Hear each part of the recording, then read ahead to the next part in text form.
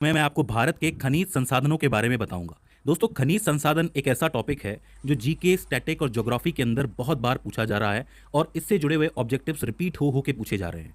तो इस टॉपिक को अच्छी तरह क्लियर करना ज़रूरी है। तो आज की इस वीडियो में मैं आपको खनिज क्या है ये चीज़ समझाऊंगा।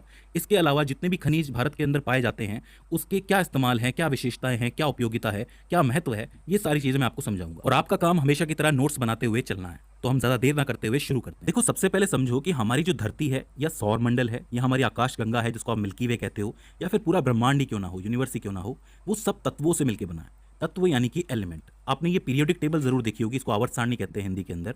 ये सारे के सारे जो तत्व हैं ये हमें धरती से या प्रकृति से प्राप्त होते हैं। अब इसमें से 94 तत्व ऐसे हैं जो सीधे हमें नेचर से मिलते हैं और बाकी के जो तत्व आपको दिख रहे हैं ये सब मानव निर्मित हैं। ठीक है, लेकिन मैं आपको बता दूं कि धरती से भी हमें सीधे तत्व नहीं मिलते हैं। धरती से हमें सीधे तौर पे खनिज मिलते हैं। खनिज जो होते हैं वो एक तत्व से मिलकर भी बन सकते हैं, दो तत्वों से मिलकर भी बन सकते हैं, या दो से ज़्यादा तत्वों से मिलकर भी बन सकते हैं। हमारा काम ये होता है कि हम वैज्ञानिक पद्धतियों का इस्तेमाल करें और उन तत्वों को खनिजों से अलग अलग करके समझ सके, पढ़ सकें। ठीक है, तो खनिज हमें डायरेक्टली मिलते हैं धरती से। अब ये खनिज हमें धरती के बारे में काफ़ी कुछ बता सकते हैं कि भैया कितने साल पुराने हैं, हज़ारों साल, लाखों साल पुराने हैं, या हमें सोलर सिस्टम यानी कि सौर मंडल के बारे में बता सकते हैं, या हमारे ब्रह्मांड के बारे में भी बता सकते हैं कि कहीं से कोई चीज़ आई होगी, कोई उल्का पिंड गिरा होगा। तो इससे एक तरीके से हिस्ट्री आपको पता चल सकती है। तो विज्ञान की दृष्टि से एक बहुत ज़रूरी चीज़ है खनिज। तो अब ये खनिज हम प्राप्त कैसे करते हैं? तो देखो, इसके नाम में ही है खनि प्लस जय। यहाँ पे जो खनि वर्ड है वो संस्कृत का शब्द है जिसका मतलब है खान या फिर खदान, यानी कि एक ऐसा तत्व या फिर एक ऐसा यौगिक जिसको पृथ्वी में से खोद कर निकाला गया हो, उसी को खनिज कहा जाता है। इसका इंग्लिश में नाम भी मिनरल है। जो मिनरल शब्द है वो अंग्रेजी शब्द माइन से निकला है, और आपको पता है माइन का मतलब भी खदान या फिर खान ही होता है। तो जो चीज़ माइनिंग करके निकाली गई है, खोद कर निकाली गई है, वही खनिज है। अब देखो, खनिज को आप दो तरीके से बांट सकते हो। एक खनिज होता है धात्विक और एक होता है अधात्विक। जिस खनिज के अंदर धातु की मात्रा ज़्यादा होती है या फिर धातु की मात्रा होती है, थोड़ी सी भी होती है, वो धात्विक खनिज कहलाता है, और उसको आप अयस्क के नाम से भी जानते हो। जैसे कि लो अयस्क। लो अयस्क एक खनिज है जिसके अंदर लोहे की मात्रा है, उसी में से लोहे को हासिल किया जाता है। और आपको पता है लोहे का इस्तेमाल हम कहाँ कहाँ करते हैं। तो अयस्क किसको कहेंगे? एक ऐसा खनिज जिसके अंदर धातु की मात्रा हो। इसका मतलब सारे अयस्क खनिज होते हैं, लेकिन सारे खनिज अयस्क नहीं होते। बिल्कुल भी कंफ्यूज नहीं होना, ये एक इंपॉर्टेंट लाइन है। सारे अयस्क खनिज होते हैं लेकिन सारे खनिज अयस्क नहीं होते। तो अब आप एक परिभाषा दे सकते हो खनिज की कि खनिज एक प्राकृतिक रूप से धरती के भूगर्भ में पाए जाने वाला अकार्बनिक तत्व या यौगिक होता है जिसमें अपने भौतिक और रासायनिक गुण होते हैं। अभी एक सिंपल सी परिभाषा है, कोई दिक्कत ही नहीं है कि प्राकृतिक रूप से पाया जाता है, उसके अंदर गुण होते हैं। कौन से गुण? भौतिक गुण, रासायनिक गुण होते हैं, और ये धरती के भूगर्भ के अंदर पाया जाता है। उदाहरण के तौर पे नमक, जस्ता, चूना, पत्थर, लोहा, बॉक्साइट, कोयला, ये सब के सब खनिज हैं। इन सब की अपनी संरचनाएं हैं, सबके अपने भौतिक गुण हैं, रासायनिक गुण हैं, और ये सब सीधे सीधे जमीन से पाए जाते हैं या फिर धरती से पाए जाते हैं। अब भारत में खनिजों का जो संरक्षण है वो भारत का खनन मंत्रालय या फिर खान मंत्रालय करता है, और खनन मंत्रालय के अंतर्गत दो इंपॉर्टेंट विभाग हैं जो काम करते हैं। एक है भारतीय खान ब्यूरो या फिर IBM, जिसका मुख्यालय नागपुर में स्थित है। इसकी जो स्थापना है वो 1948 में हुई थी। इसका काम ये है कि कोयले के अलावा जितने भी खनिज संसाधन हैं उनका संरक्षण, वैज्ञानिक विकास, पर्यावरण सुरक्षा, इन सब के बारे में बात करना और इन सब के मामले को आगे बढ़ाना। यह एक बहुविषयक सरकारी संगठन है। अभी आपने देखा कि बहुत सारे काम ही करते हैं, वैज्ञानिक विकास भी करते हैं, संरक्षण भी करते हैं, पर्यावरण सुरक्षा पे भी ध्यान देते हैं। तो काफ़ी सारे काम ये एक साथ करते हैं। ठीक है, इसके अलावा जो दूसरा विभाग है वो है जियोलॉजिकल सर्वे ऑफ इंडिया या फिर GSI, जिसकी स्थापना हुई थी 4 मार्च 1851 में। जी हाँ, ये बहुत ही पुराना विभाग है, दुनिया के सबसे पुराने संगठनों में से एक है। ये एक वैज्ञानिक एजेंसी है। इसका जो मुख्यालय है वो भारत के कोलकाता में स्थित है। मैं आपको बता दूं कि इसकी शुरुआत हुई थी रेलवे के लिए कोयले का भंडार ढूंढने से, क्योंकि उस टाइम पे जो रेलवे चलती थी वो इसी तरीके से चलती थी, ईंधन के लिए कोयला इस्तेमाल होता था। तो उसके लिए विभाग बनाया गया था कि कोयले के भंडार ढूंढो जिससे रेलवे चल सके। आज की तारीख में GSI बहुत सारे काम करती है, जैसे कि पृथ्वी विज्ञान की जानकारी देना। आपने देखा होगा कि कई सारे सर्वे है जो GSI करके लेके आती है, चाहे वो वर्षा का हो, बाढ़ का हो, कृषि का हो, तो ये सारे कार्य ये करती है। इसके अलावा जो इस्पात, कोयला, धातु, सीमेंट, बिजली उद्योग, इन सभी की जानकारी भी यही विभाग उपलब्ध करवाता है। तो ये दोनों विभाग जो हैं वो खनन मंत्रालय के लिए काफ़ी सारा काम करते हैं। ठीक है, अब देखो, इसके बाद हम बात करते हैं भारत में खनिजों के वितरण की। तो भारत में खनिजों का जो वितरण है वो काफ़ी असमान है। आपको जो प्रायद्वीपीय भारत नजर आएगा और जो मध्य भारत नजर आएगा, यहाँ पे खनिज जो है बहुत अच्छी मात्रा के अंदर। इसमें मुख्यतः हमें खनिज की पेटियों को देखना बहुत इंपॉर्टेंट है। अब आप कहेंगे कि खनिज की पेटियां क्या होती है? तो देखो, खनिज की पेटियां वो क्षेत्र होते हैं जिसमें कई सारे खनिज के भंडार पाए जाते हैं। जैसे कि भारत के 3 क्षेत्र हैं, एक है उत्तर पूर्वी पठारी क्षेत्र, एक है दक्षिण पश्चिमी पठारी क्षेत्र, और एक है उत्तर पश्चिम क्षेत्र। इन सभी जगहों पे बहुत सारे खनिज की पेटियां पाई जाती हैं। उत्तर पूर्वी पठारी क्षेत्र जो है वो खनिजों के मामले में सबसे ज़्यादा समृद्ध है, क्योंकि यहाँ पर खनिज बहुत ज़्यादा अमाउंट में पाए जाते हैं। स्पेशली यहाँ पे कोयला, लोह अयस्क, मैग्नीज, अभ्रक, बॉक्साइट, तांबा, कायनाइट, क्रोमाइट और अन्य तरीके के खनिज भी पाए जाते हैं। तो ये काफ़ी इंपॉर्टेंट हो जाती है ये जगह।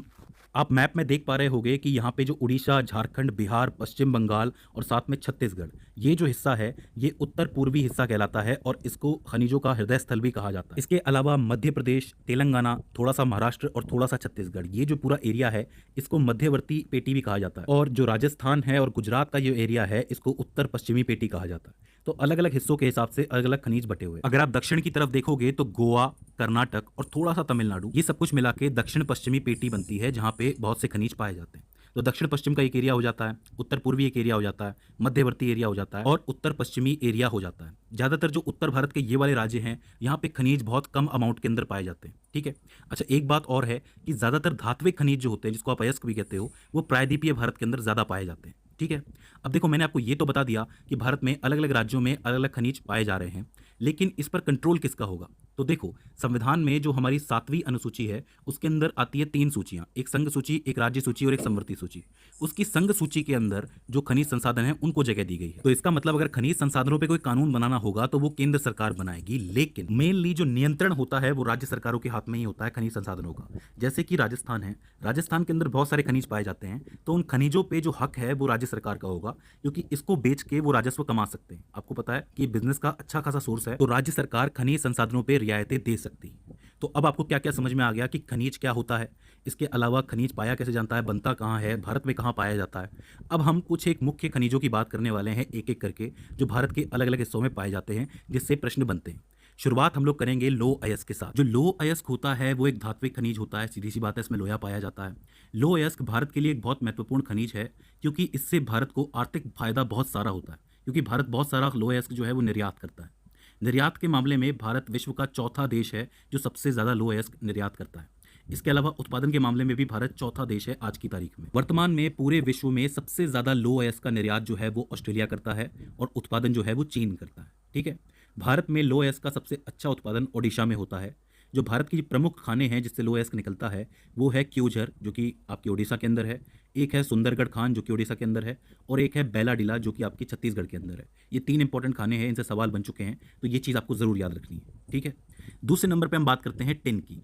भारत में टिन का ज़्यादातर उत्पादन छत्तीसगढ़ राज्य में होता है।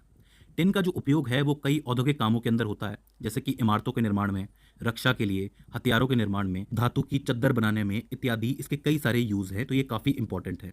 इसकी जो प्रमुख खदान है भारत के अंदर वो छत्तीसगढ़ के अंदर है, तो ये चीज़ भी आपको याद रखनी है। इसके बाद बात करते हैं अभ्रक की।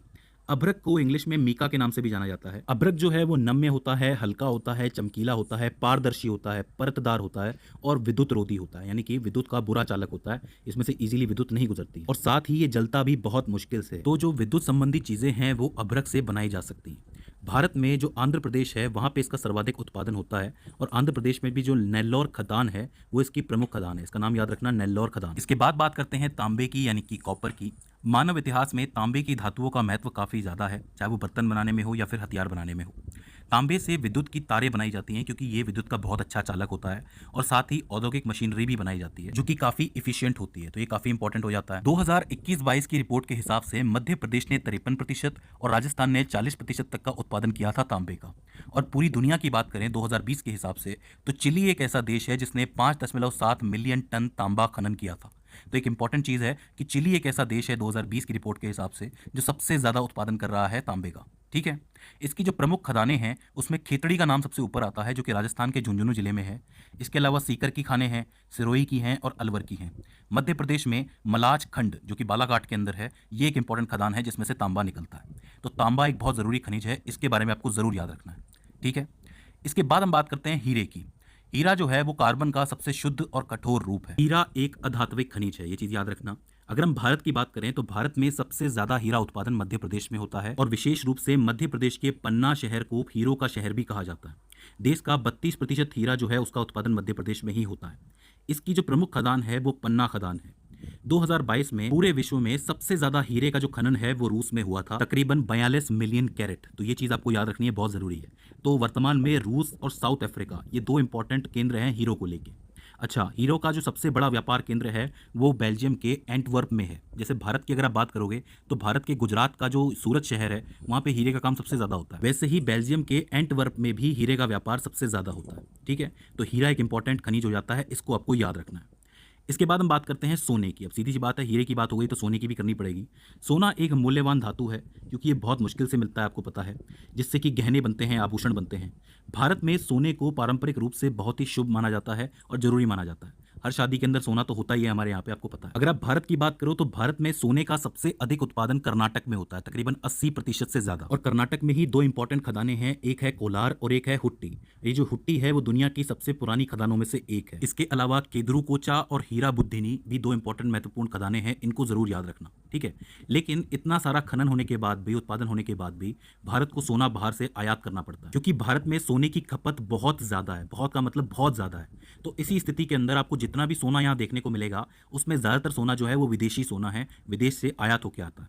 आपने कई पुराने लोगों को कहा होगा कि हमारे पास भारत का सोना है, अपना सोना है, ठीक है, शुद्ध सोना जिसको वो कहते हैं, क्योंकि वो अपनी धरती से निकला है। तो लोग उस सोने को आसानी से बेचते नहीं है, तो ये एक इंपॉर्टेंट पॉइंट हो जाता है। अच्छा, दुनिया भर में सबसे ज्यादा सोने का जो उत्पादन है वो इस वक्त चीन में हो रहा है, तो ये चीज़ भी आपको याद रखनी है, ठीक है। अब हमने सोने की बात कर ली, हीरे की बात कर ली, तो हम चांदी की बात कैसे ना करें। तो इसके बाद हम बात करते हैं चांदी। मैं आपको बता दूं कि चांदी की कोई डायरेक्ट खदानें नहीं होती, मतलब ऐसी कोई खदान नहीं है जिसमें से आप डायरेक्टली चांदी निकाल सको। चांदी को जो है बेसिकली और शीशे से हासिल किया जाता है। और शीशे की खदानों के अंदर ही चांदी पाई जाती है, और ये इतने कम अमाउंट में पाई जाती है भारत के अंदर कि भारत को चांदी भी विदेशों से आयात करनी पड़ती है। तो ज्यादातर जो चांदी होती है वो भारत की नहीं होती है। अगर आप प्रमुख खदानों की बात करोगे तो राजस्थान की जावर माइंस के अंदर चांदी को खोदा जाता है, जिप्सम के साथ, शीशे के साथ। आंध्र प्रदेश के कुछ एक जिले हैं, जैसे कि कडप्पा हो गया, गुंटूर हो गया, कुरनूल हो गया, इन जिलों के अंदर भी चांदी का खनन किया जाता है। झारखंड में संथाल परगना, ये भी एक इंपॉर्टेंट खान है जहाँ से किया जाता है खनन। और कर्नाटक में चित्रदूग और बेलारी, ये भी इंपॉर्टेंट खदानें हैं जहाँ से चांदी का खनन किया जाता है। लेकिन मुख्य रूप से जो खनन है चांदी का, वो राजस्थान की जावर माइंस में ही होता है, ठीक है। अच्छा, एक इंपॉर्टेंट नोट है यहाँ पे कि चांदी के जो अयस्क पाए जाते हैं उनका शुद्धिकरण कैसे किया जाता है, झाग पल्लवन विधि से। ये साइंस की एक टेक्निक है, झाग पल्लवन विधि, इसका नाम आपने सुना होगा। तो इससे सवाल पूछा जाता है कि इसका शुद्धिकरण कैसे होगा, तो आपको लिखना है झाग पल्लवन विधि। भारत में चांदी का सर्वाधिक उत्पादन राजस्थान में होता है, जैसा कि मैं आपको बता चुका हूँ, और पूरे विश्व में मैक्सिको के अंदर होता है। मैक्सिको के अंदर इसकी बहुत ज़्यादा खदानें पाई जाती हैं जहाँ से चांदी निकाली जाती है। तो ये हो जाती है आपकी चांदी।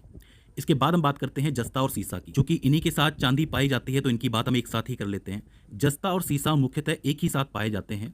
इनका भारत में राजस्थान में सबसे ज़्यादा उत्पादन होता है, जो कि जावर माइंस के अंदर होता है, आपको पता है। लेकिन पूरे विश्व के अंदर चीन के अंदर सबसे ज़्यादा जस्ता निकलता है, और मिसिसिपी, जो कि यूएसए का एक राज्य है, वहाँ से निकलता है सीसा। चीन से जस्ता और मिसिसिपी से सीसा, ठीक है, इस चीज़ को आपको याद रखना है। इसके बाद हम बात करते हैं जिप्सम की। जिप्सम की बात जो है वो मृदा वाली वीडियो के अंदर भी हो चुकी है, आपको जैसा कि पता होगा कि जो जिप्सम का एक यूज़ ये होता है कि जो क्षारीय मृदा होती है, लवणीय मृदा होती है, उसकी क्षारीयता या फिर लवणता को कम करने के लिए जिप्सम का इस्तेमाल किया जाता है। इसके अलावा सीमेंट और प्लास्टर के निर्माण में भी इसका इस्तेमाल किया जाता है। चिकित्सा में हड्डियों के प्लास्टर में भी इसका इस्तेमाल किया जाता है। तो ये काफ़ी इंपॉर्टेंट एलिमेंट है, काफ़ी इंपॉर्टेंट खनिज है, ठीक है। इसके अलावा इसका सर्वाधिक उत्पादन जो है भारत के अंदर, वो राजस्थान के अंदर होता है 90% तक। और राजस्थान में भी बीकानेर जो जिला है वो सबसे इंपॉर्टेंट है, क्योंकि यहाँ पे सबसे ज़्यादा पाया जाता है। उसके अलावा जैसलमेर, बाड़मेर, जालौर, नागौर, श्री गंगानगर और हनुमानगढ़ जिले भी इंपॉर्टेंट है, इनमें भी पाया जाता है जिप्सम, लेकिन बीकानेर मेन है, ठीक है। इसके बाद हम बात करते हैं कोयले की, जो कि सबसे ही इंपॉर्टेंट मानता हूँ जिस चीज़ को मैं, जिसमें से सवाल भी बहुत उठते हैं। जो कोयला होता है वो ईंधन के रूप में उपयोग में लिया जाने वाला सबसे महत्वपूर्ण कार्बनिक यौगिक है। कोयले के अंदर कार्बन बहुत ज़्यादा पाया जाता है, इसीलिए कार्बन की मात्रा के आधार पर कोयले को 4 प्रकार में बांटा गया। सबसे पहले आता है पीट कोयला, जो कि सबसे निम्न श्रेणी का कोयला होता है, क्योंकि इसके अंदर कार्बन की मात्रा 40 से 50% तक होती है। यह आंशिक रूप से विघटित वनस्पति से बनता है, यानी कि पेड़ पौधों के सड़ने से बनता है। अन्य कोयलों की तुलना में इसमें जो पानी है, यानी कि नमी है, वो बहुत ज्यादा होती है, 60 से 70% तक, और कार्बन बहुत कम होता है। लेकिन जब ये सूख जाता है ना, तो सूखने के बाद ये आग के प्रति बहुत ज्यादा संवेदनशील हो जाता है, मतलब तेजी से आग पकड़ सकता है। तो ये बिजली के लिए काफी इंपॉर्टेंट होता है, मतलब बिजली संयंत्रों में इसका इस्तेमाल किया जाता है। तो पीट कोयला सबसे निम्न श्रेणी का हो जाता है। इसके बाद आता है लिग्नाइट कोयला। लिग्नाइट कोयले को थोड़ा सा भूरा कोयला भी कहा जाता है, क्योंकि इसका रंग थोड़ा सा भूरा भी होता है। इसमें कार्बन की मात्रा अराउंड 67% तक होती है, और इसमें राख की मात्रा भी 6 से 19% तक होती है।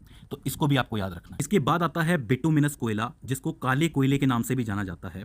इसमें एक टार जैसा पदार्थ पैदा होता है, जिसको आप बिटुमेन या फिर डामर भी कहते हो। जो डामर डलता है ना, वो भी कहते हो आप इसको, ठीक है। इसमें कार्बन की मात्रा 80 से 85% तक होती है, और सभी कोयलों में से यही एक कोयला है जो भारत में सबसे ज्यादा पाया जाता है। कौन सा? बिटुमिनस कोयला। इसके बाद आता है सबसे ऊपरी कोयला, जिसको आप लोग कहते हो एंथ्रेसाइट कोयला, जो कि भारत के जम्मू कश्मीर के अंदर पाया जाता है, वो भी बहुत थोड़े अमाउंट के अंदर। ये कठोर भी होता है, भंगुर भी होता है और काला भी होता है, तो इंपॉर्टेंट कोयला है। यह उच्च रैंकिंग का कोयला होता है, जिसमें 80 से 95% तक कार्बन होता है। जब ये जलता है तो ये नीली लौ के साथ जलना शुरू करता है। एक इंपॉर्टेंट पॉइंट है, सवाल पूछ लिया जाता है कि नीली लौ के साथ कौन सा कोयला जलता है, तो आपको लिखना है एंथ्रेसाइट कोयला। तो कार्बन की मात्रा के आधार पे 4 टाइप के कोयले हो जाते हैं। अच्छा, अगर भारत की बात करें तो भारत में सर्वाधिक उत्पादन जो है वो झारखंड में होता है कोयले का। झारखंड एक इंपॉर्टेंट जगह है जहाँ से कोयला निकलता है, ठीक है, क्योंकि यहाँ पे भंडार बहुत ज़्यादा है। अगर आप खदानों की बात करोगे तो झारखंड की झरिया खदान जो है, झरिया कोयला क्षेत्र, वो बहुत इंपॉर्टेंट है। मध्य प्रदेश और उत्तर प्रदेश के अंदर क्षेत्र है सिंगरौली क्षेत्र, सिंगरौली कोयला क्षेत्र, वहाँ से भी कोयला निकलता है। जो ओडिशा के अंदर तालचर कोयला क्षेत्र है, वहाँ से भी कोयला निकलता है। जो पश्चिम बंगाल में रानीगंज और आसनसोल की खानें हैं, वो भी इंपॉर्टेंट है। और आखिर में तेलंगाना के अंदर सिंगरेनी, सिंगरेनी एक खान है, वो भी काफ़ी ज़रूरी है। तो ये सारी खदानें जो हैं, इनसे सवाल बनते हैं, इनको ज़रूर याद रखना है आपको, ठीक है। इसके बाद हम बात करते हैं 11वें नंबर का जो हमारा खनिज है, जो कि है क्रोमाइट। ये जो है एक अयस्क है, धात्विक है। इसमें से क्रोमियम धातु प्राप्त की जाती है, जो कि बहुत इंपॉर्टेंट होती है। और इसका जो मेन उत्पादन है वो उड़ीसा के अंदर होता है। ये चीज़ आपको याद रखनी है। और एक आखिरी खनिज जो है इस लिस्ट का, वो है बॉक्साइट, जो कि एक अयस्क ही होता है, वो भी धात्विक होता है, क्योंकि इसमें से एल्यूमिनियम निकाला जाता है। अब एल्यूमिनियम का यूज़ तो कई जगह पे होता है, आपको पता है, बर्तन भी बनते हैं, ग्रिल्स भी बनती हैं, आपने जगह जगह देखी होंगी। और इसका जो उत्पादन है वो भी आज की तारीख में उड़ीसा में ही सबसे ज़्यादा होता है। तो इस तरीके से आपके कुछ एक प्रमुख खनिज हैं जो भारत के अंदर पाए जाते हैं। तो दोस्तों, मुझे उम्मीद है कि ये वीडियो आपके लिए हेल्पफुल साबित रही होगी और आपको कुछ ना कुछ नया ज़रूर सीखने को मिला होगा।